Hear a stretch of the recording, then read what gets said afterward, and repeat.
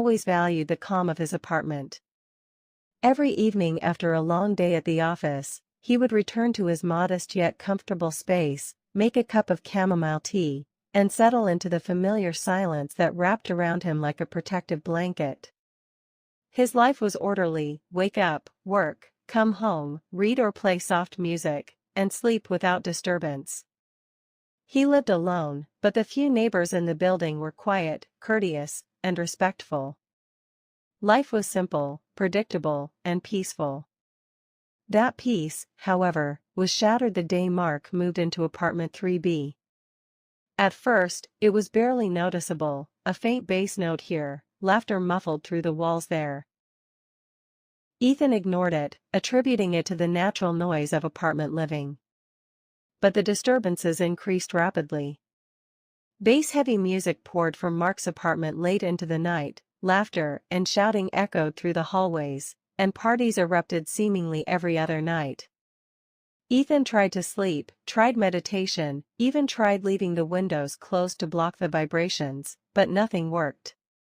The polite approach came first. Ethan knocked on Mark's door, hoping diplomacy might save his evenings. Mark answered, smiling widely, a picture of charm and youthful confidence. "Hey. Everything okay?" he asked. Ethan explained the problem calmly, requesting that the late-night parties be toned down.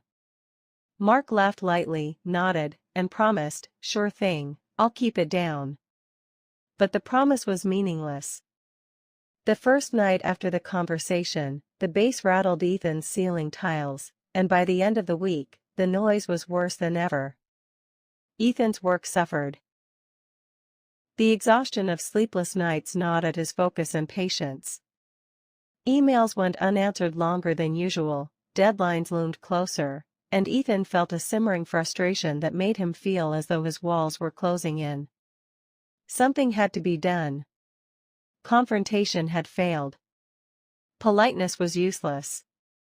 He considered moving, but his apartment was perfect, the rent fair, and he had spent years making it a home.